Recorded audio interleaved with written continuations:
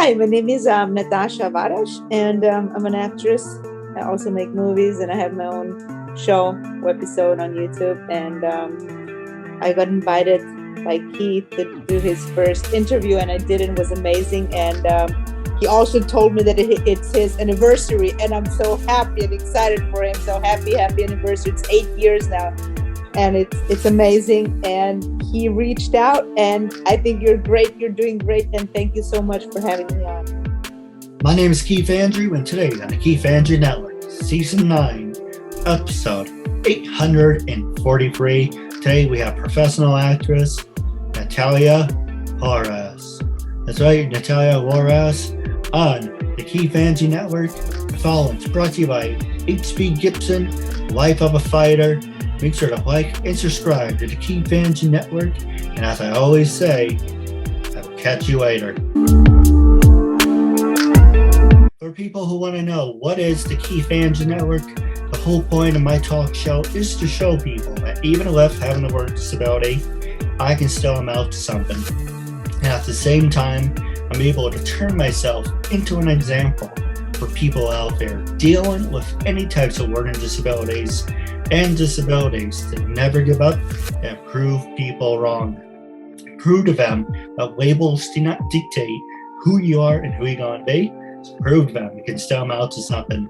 So that being said, I'm going to ask you some hard-hitting questions, and you can ask me anything you want.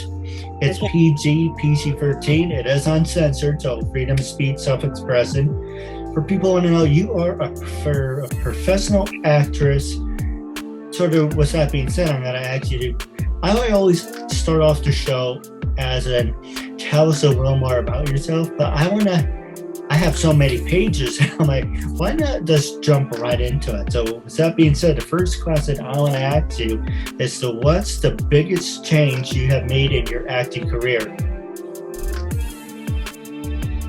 When I started doing stand-up in New York, that was one of my biggest changes for me personally, because I think it was up until that point I was always, I get very emotional even talking about it, because I was inspired by so many people growing up, and especially the Golden Girls. It was just an amazing show, and I thought having my own sitcom was always something that I always wanted. And I've taken so many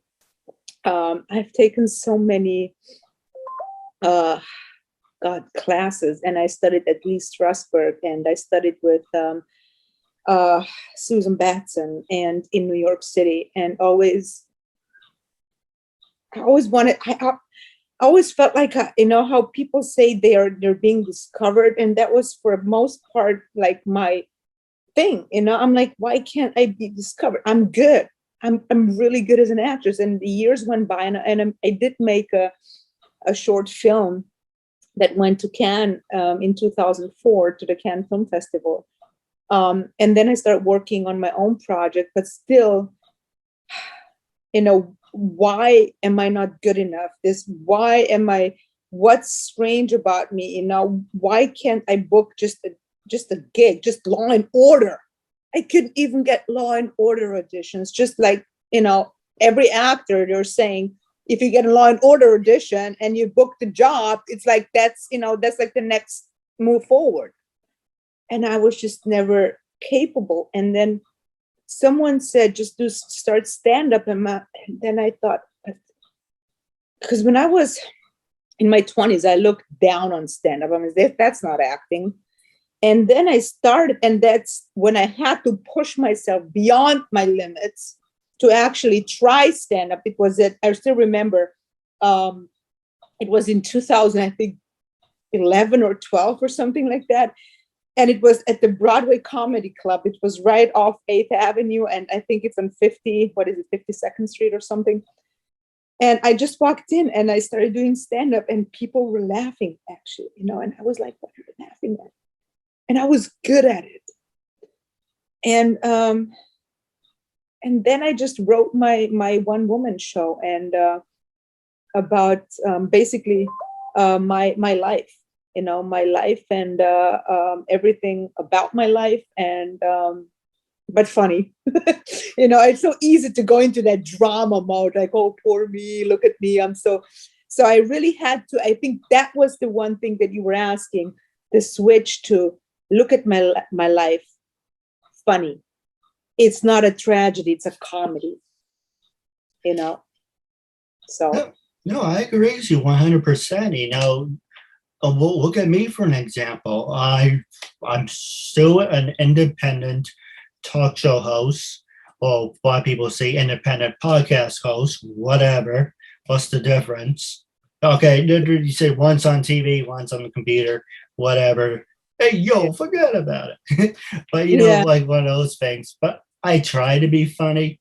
But it's one of those things where I've been doing this for 8 years. And like, if you haven't made it big now, you're never going to. And I was like, man, don't tell me shit like that. I want to do I want to do this until the day I'm 6 feet under. You can put that on my tombstone. He did what he wanted to do until he was 6 feet under. I love what I do. I love talking to people. My dad says I have diarrhea of the mouth. I don't shut up. But I enjoy what I do. I can't hold out a job because I was fired one time. And a lot of people in my family's likes to remind me, how many jobs have you had? How many jobs have you quit? And how many jobs did not work out? Okay, 13. Because my sister likes to say I'm kind of like a little Napoleon, that I like to orchestrate and be a center of attention. And sometimes, yes, I like being in charge. I like talking at my own pace. I like talking, walking, speaking, all at my own pace. I walk to the beat of my own drum. If I rub you the wrong way, I apologize. But, I'm not for everyone. There's times where certain people want to strangle me because I purposely press their buttons. Sometimes, yes, I do it deliberately, but there's times where I'm just doing absolutely nothing and I'm just being myself, and people automatically assume he's doing that to get a reaction. But everyone's like, oh, how long have you been doing this? 800 and whatever episodes. Why aren't you, as big as you have? Why don't you have sponsors? Why aren't you on TV? But it's kind of like, what am I doing wrong? But it's not. A lot of people said to me, my friend Scotty, aka Raven, he said to me, Keith, you're doing a good thing, but you missed the boom of the whole podcast. You weren't there when the podcasts were taken off. Now everyone has it. How are you unique? How I'm unique is I have a disability. But that doesn't always connect with you. You have to connect with your audience. If you tell your audience that, hey, he has a learning disability and he's doing a show, then it's kind of like, yes, that's a plus. But at the same time, are you trying to guilt trip them into watching your show just because you have a disability? And I'm not guilt tripping anyone. Yes, I have a learning disability, but I'm not asking you to be sorry for me. But the next question I want to ask you is, what do you consider the highlight of your acting career? Wow, the highlight. I think there's so many. I think whenever I'm on stage and I interact and I get that energy from the audience, I think that is the highlight.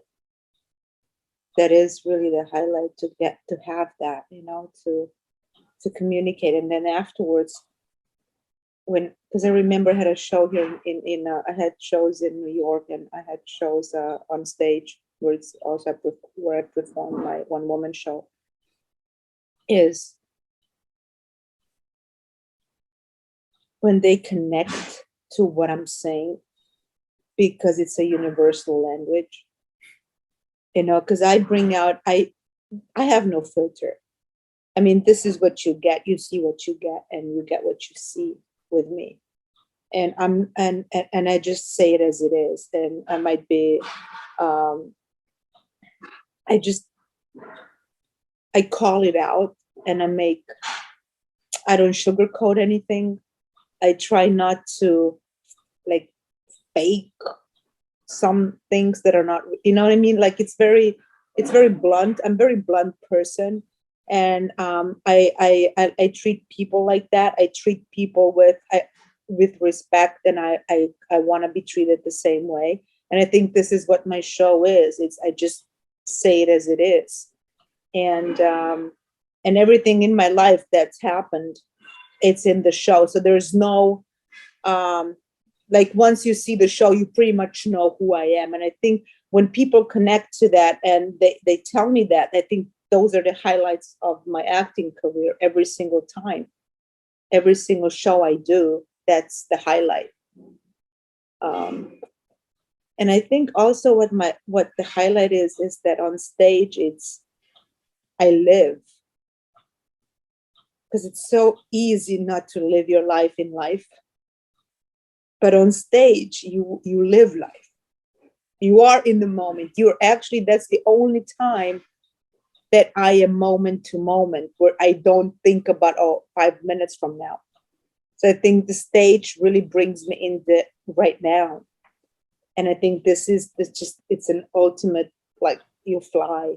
It's flying for me. No, I understand. And now the next question on act is, how comfortable are you speaking / acting in front of a large group of people? How comfortable I am? Oh, very. The more the better. The more the better. I mean, it's the energy that I get from people, you know, but at the same time, if, you know, even one person is an audience. So you can't, you know, if it's 100 or 200 people and one person, you're still going to perform and go on stage and do it for that one person, because that one person is audience. They paid for the ticket, you know, and they actually came to see you. So, yeah, if that answers your question. No, absolutely. And this one's a little similar one. Now, it's a two-part question. With that being said, how good of a performer do you think you are? And for other people, how good of a performer do they think you are? So it's kind of like you're thinking of yourself, how good you are, and how good they think you are. I think I'm good. I think I'm very good. I think as long as I'm in the moment, I'm okay. Once I start thinking, that's when I screw up. I can't think while I have to be really so in the moment, and whatever happens in that moment, and you can't go wrong. I don't think there is any right or wrong in any situation, because you just react how you feel in that moment. And I think as long as I'm real, as long as I'm grounded, as long as I'm telling the truth, I'm gonna be okay. That's how good I am, or as good as I can be. Let me put it that way. It's not how good I am, but that's all I can do. I can give it my 100% by staying in the moment and living moment to moment. So if that makes sense, and I think if I do that, the audience sees that, and then they react to me in a positive way. And the audience is not stupid. The audience is very smart. I mean, they sniff it out. You know, if you're not authentic, they know, and then you know. And I think so. I whatever I give out, I get back. You know. No, you're right. You know, for me, I would say on a scale 1 to 10, I would say I'm solid 10, because every day when I put my suit on, my outfit, I give you nothing but 110% of the very best what I do. I feed off energy. So if my guest is full of energy and upbeat, funny, telling jokes, I feed off of that. If someone who's boring as a freaking bar of soap, then you're gonna see that, and it kind of affects me. But I'm like, why am I doing this? But I love what I do. This is what I want to do till the day I die. A lot of people say, oh, you're still an amateur. And of course, yes, I am an amateur, and there's still always room to grow. But for me, in my head, I'm a big deal. But realistically, yes, every day, every episode, and as everyone can see it for 8 years, every day, every episode, every costume change, you see a different personality, you see a different side of me.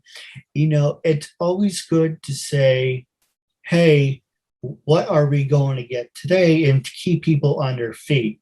If you're going to be, like as you said in the beginning, cookie cutter or copy and paste, and people get to see through that. They want to see real. They want to see how emotions drive you to be the very best of what you're doing, regardless if you're a talker like me or a bullshitter, or if you're a on stage talking to the audience, or if you're a comedian.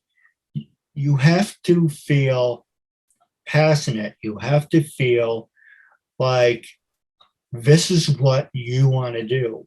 Once it starts feeling like a job, it's not fun anymore. So you go out there and say, I'm going to do what I want to do. And as long as I'm having fun, our audience is going to reciprocate and do the same thing. If you do something as a work, then you say, okay, he's working you over because that's his job, and then you're going to lose interest. When I meet somebody, you have the first 10 seconds of making a first impression. So I do my best. I do my damnedest to make a first impression. Have a smile on your face, shake the person's hand, be respectful, and hope that's good enough. And if it's not, the hell is you, and go find somebody else. But that's how you should have the attitude of professional, smile, and I'm going to do the best of what I can do, and that should be good enough. It's not, you want perfection, go hire a computer. But even that's not perfect. But we're going to take a quick commercial break. And when we come back, we're going to talk about disabilities and social media when we come back.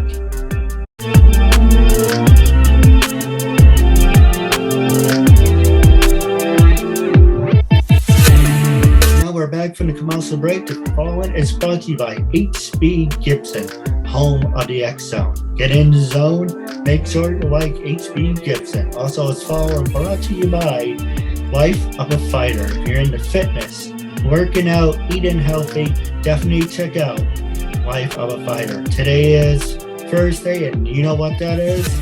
That means if you're in Canada, it is Impact Wrestling. So available on Access TV, Fight TV. Go to impactwrestling.com. Make sure to like and subscribe to Impact Wrestling. But the first thing is brought to you by disabilities.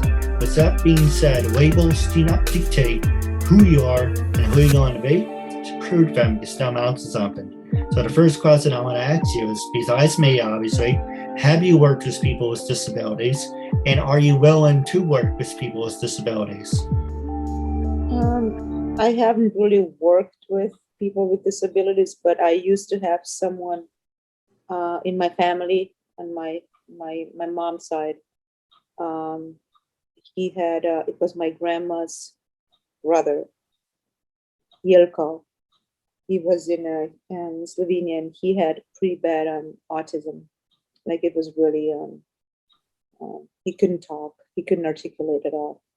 And so I've been around someone who had a disability. He died a long time ago, but he made it pretty far. I mean, he was 42 or 43 when he died. Because they were saying that he was, his life expectancy was like 20, if. So, but because of my grandma and the way she didn't give him away, she took care of him. So yeah, it's hard. It's hard. And and that's why it's so amazing to, Keith, seriously, what you're doing is like, you're out of your comfort zone, and you're pushing yourself. And like you said, you show up every single day. And how many people that don't have disabilities do that? Not many. So tap yourself on the shoulder, because you're doing an amazing job, and I just want to say that. So, and if I would have the opportunity to work with disabilities, with people with disabilities, even though it's whoever does it, I believe it's a hard thing to do, because you gotta give it your all. Because there's different, types of disabilities, different, severities of disability. But we're all the same, I always say deep here in this section right here, it's just like a glowing ball of energy. And we're all the same. At the end of the day, you strip it down, it's just a ball of energy, and that's who we are. So yeah, that's my take on disabilities. It's funny you should mention that. A long time ago, I think it was my sister or my brother that actually took a picture, and in the background, I think it was like a holiday or something, but we took a picture and we saw balls of energy floating around the lights, around us. So I thought it was really interesting that you should bring that up. Yeah, because I think it is. We're all little floating souls floating around. And we're all the same. It's just that we have different lives. And we all say, oh, we want this life, or we want that life. Just, if it was that easy, we can take down the suit and take on another suit, but we can't do that. And I think it goes the same with, other people, the way of disability or race or Black, white, Chinese, whatever you are, we're given this one suit, and it's our suit. And we should just treat it nicely and be just good to ourselves, and if we could take it off and take on another suit, but it's not how it works. So we just got to make the best of what we have. Oh, I hear you. Now, the last two questions I want to ask you is social media. How can our fans follow you, and how do you think your career has taken on social media? And when I first approached you to be a guest on my talk show, what made you say yes, and how do you feel now? What do you recommend it to other people? Social media. Well, I'm like it's a hard one. You see, I grew up with feather and pen and manila envelopes and the rotary phones. So I didn't even have a cell phone I didn't have an Android up until 2012. I didn't know what that was. So social media is, it's definitely something that I have to spend more time on. It's hard at times, because if it was up to me, I would just put a camera in front of me. I can do all the characters. I love doing characters. And that was that. But now I have to be a promoter. I have to do this. I have to, and it's a lot. It's the business side of it that is frustrating sometimes. But I'm getting, the grip on it. So slowly but surely. But yeah, I have a YouTube channel, and it's called Awkward But Graceful. I have on Instagram, you can find me on Nataša, NataSaWarasch. It's my name, my first and last name.